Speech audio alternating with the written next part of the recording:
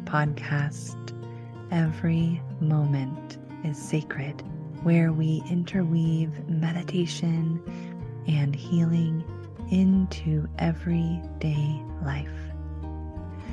I am your host, Rain Elizabeth Stickney. Now, let us begin.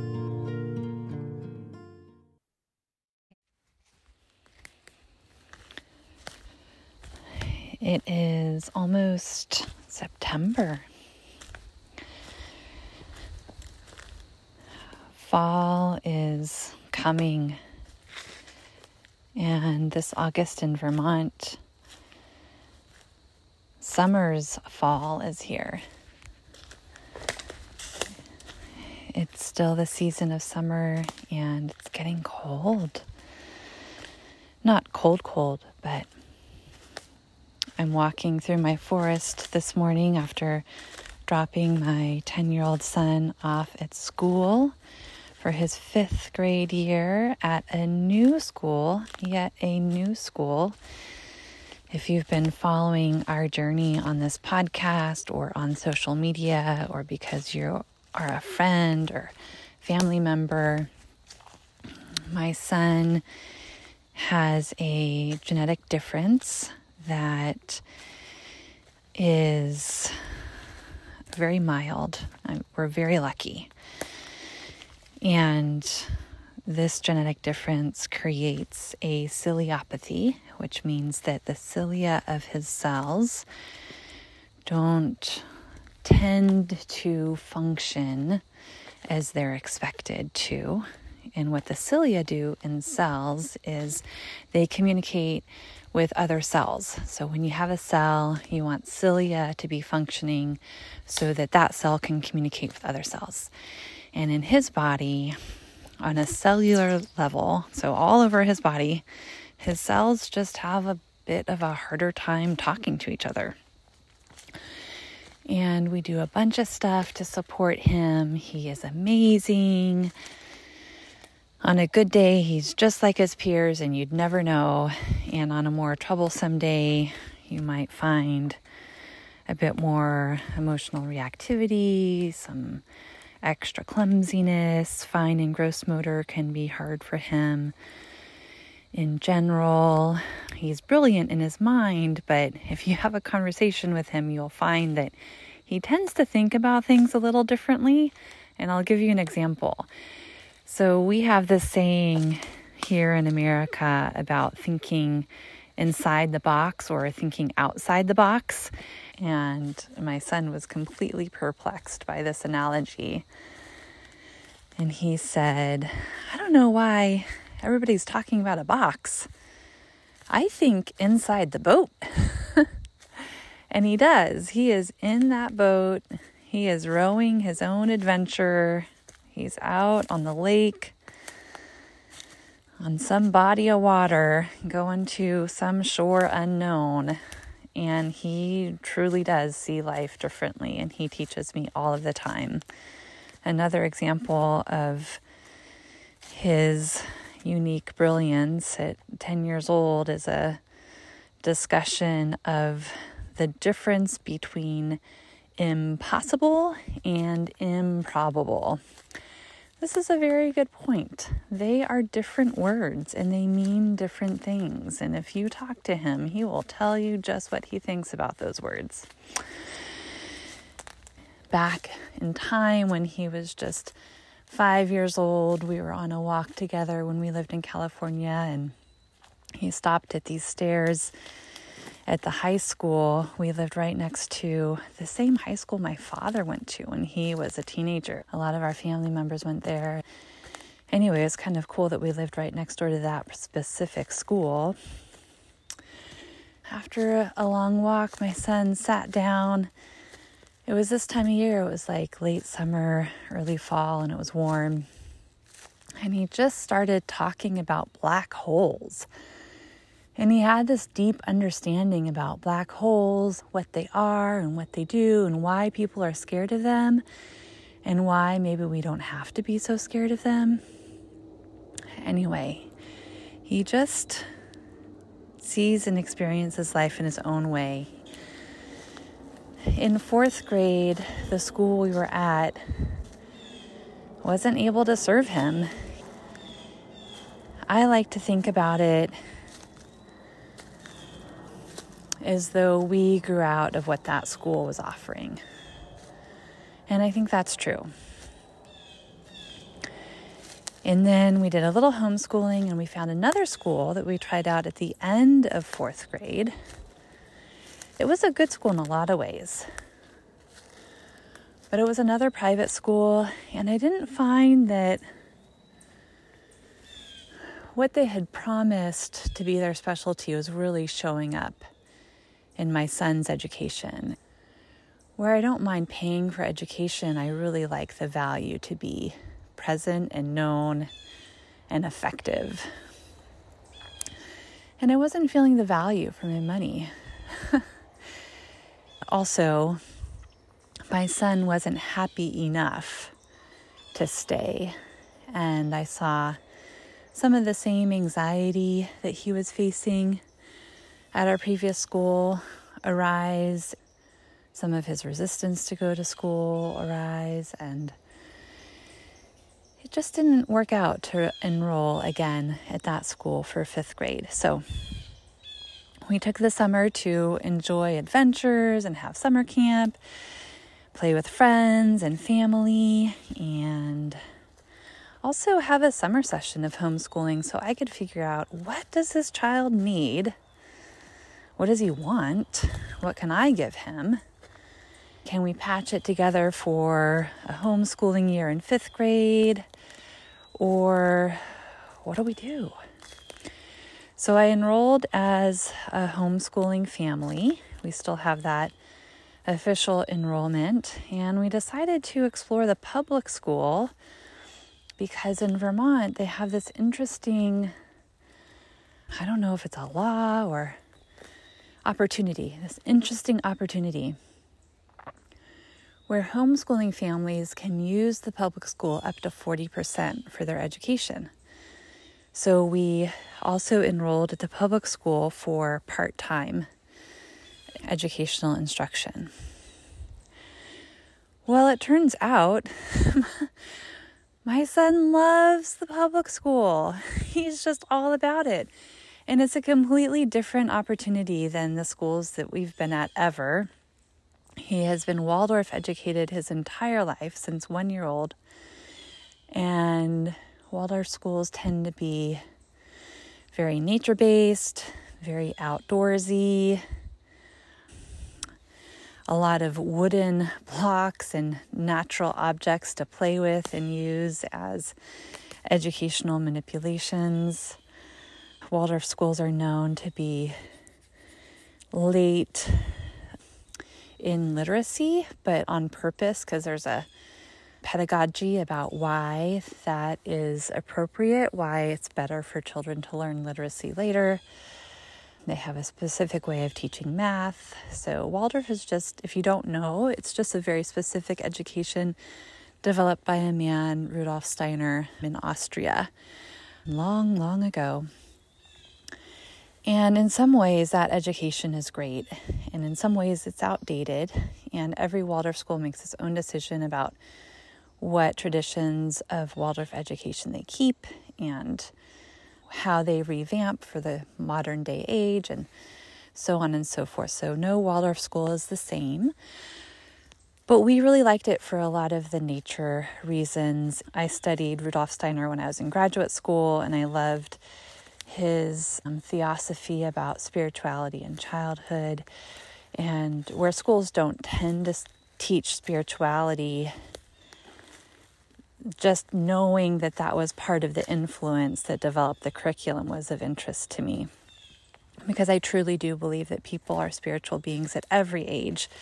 And we don't need to wait until adulthood to become spiritual or anything like that. I think we just are spiritual beings, and then we get this blessing of a human body. And so let's help our children to embody their spiritual selves as well as their intellect and physical body and their hearts and relationships and all the rest. Anyway, I just dropped my son off at 5th grade at the public school, and he's gaining so much independence.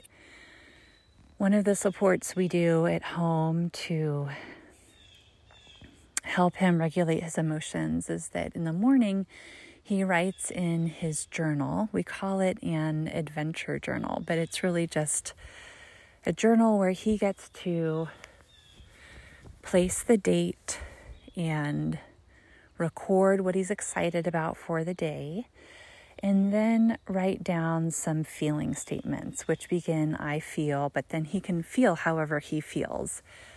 And a big learning we had about this over the summer was that it's really okay to feel the difficult feelings. It's not just about feeling good and loved and happy and excited. It's okay to feel sad and stressed and discouraged. Those mixed emotions are really part of the human condition. I love teaching my son that it's okay to feel all the feels. All feelings are allowed. And that was a big milestone for us over the summer. So this morning he felt loved, and he wrote that 3 times. But sometimes he feels all sorts of ways. Like we spent time in Montana with some family that we love, and he's been feeling really sad about not being in Montana and not being with those specific family members. And that sadness lingers. That's real, and it affects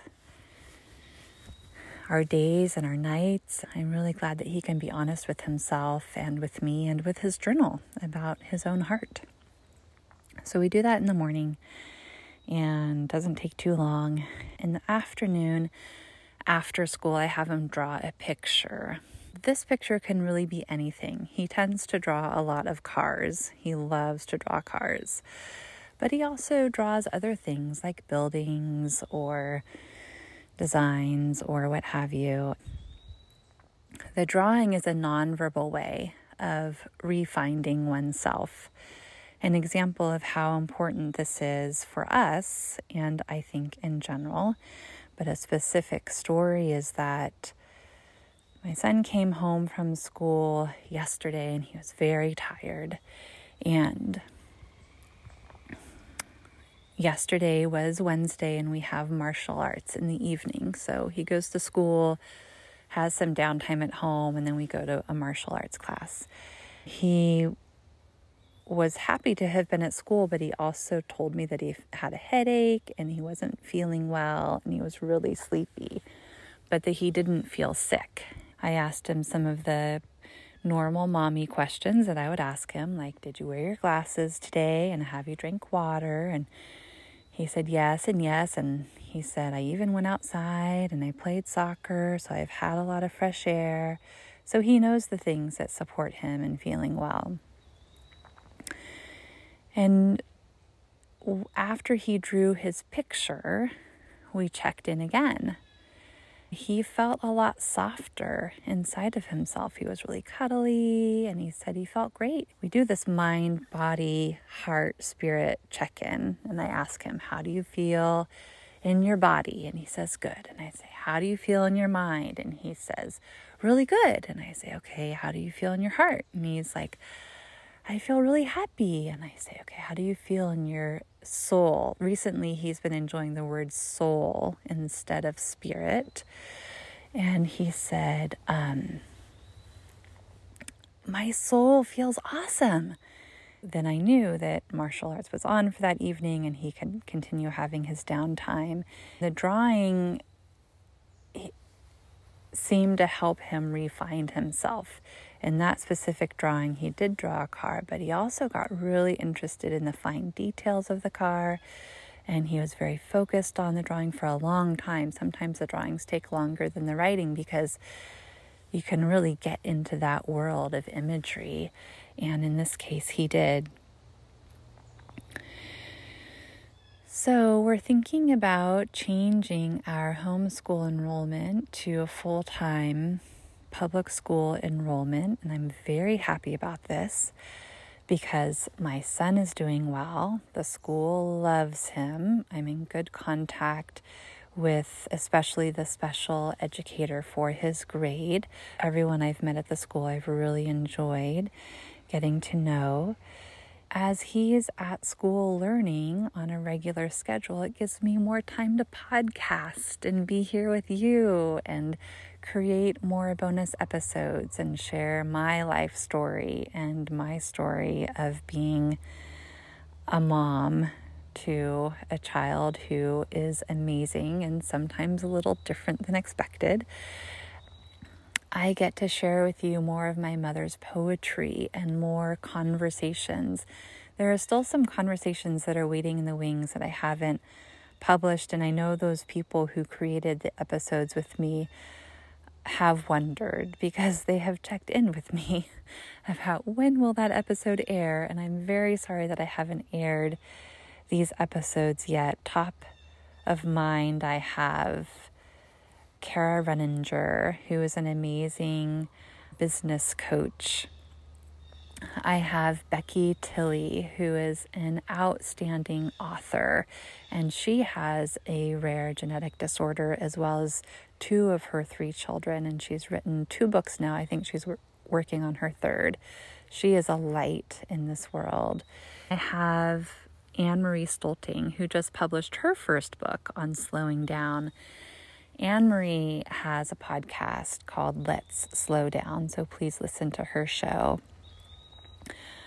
All 3 of those women are blessings in my life. I will put all of their links into the show notes so that you can discover them as well. But again, their names are Kara Renninger, Becky Tilley, and Anne-Marie Stolting. A 4th episode that is up and coming is my very good friend, my very dear and close personal friend, Sylvia Fopiano. She is a 2-time cancer survivor of a very serious form of type B cell lymphoma, diagnosed at stage 4 twice. And the 2nd time was way worse, with multiple emergency surgeries and a true life or death experience. She has such an interesting perspective on healing, on living life creatively, and what she has overcome was completely unexpected in her world.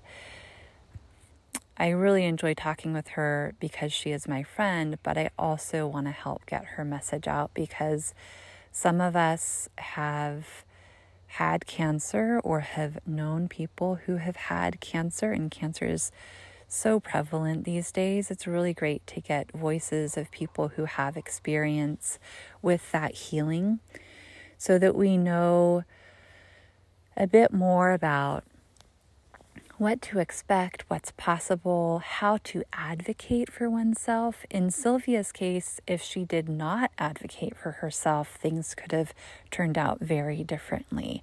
But each time she had cancer, she really, really knew that something was quite serious and the doctors weren't looking in the right places. And it took Sylvia's hardcore advocacy to get the help that she needed. And she did. And she survived twice. I have 2 episodes with Sylvia, actually. One is a teaser and one is the full episode. All of that is coming in the rest of 2024, as well as a plethora of meditations. People keep reaching out to me about which meditation they love, and sometimes I'm very surprised that, oh, that's the one you love. All those meditations are there for you. There will be more uploads to Insight Timer as well, so the people who like to just listen to the meditation without any podcasting preamble or afterthought. Insight Timer always has the meditations just with the bell and the meditation, so they're a little simpler to listen to. And more, you can have a gratitude practice with me, redwoods and snow. You can find me live on Instagram doing meditations or conversations, really just for fun. You can follow me on other social media platforms like LinkedIn and Facebook. Where else am I? I try to post on Google, my Google business listing every once in a while. I have a meetup group that I acquired. I will tell that story later, but right now it's called East Bay Healing Collective, and I will be changing that name because I do not live in the East Bay of California anymore, but I once did. That group used to have a physical location, but that physical location has closed, and I will share more about that story. It's an interesting one. But mostly I just wanted to take a moment to say hello. I am still here. My podcast has been so sleepy in 2024, primarily because I've been caring for my son and taking the time to figure out what does he need, what education matters to him, what are my values in his learning. And then I've been trying to get some sleep.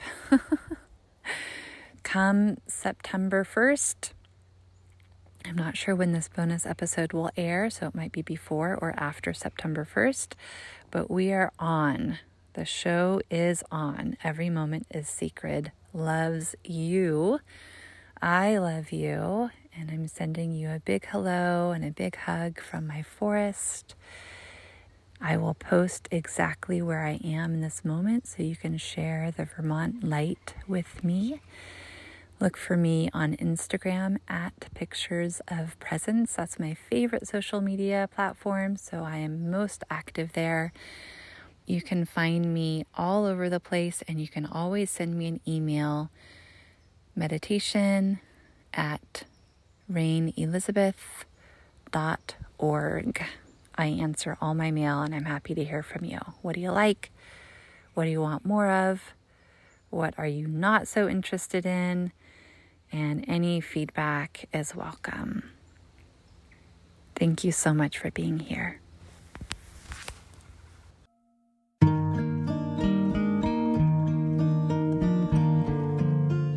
Thank you so much for listening.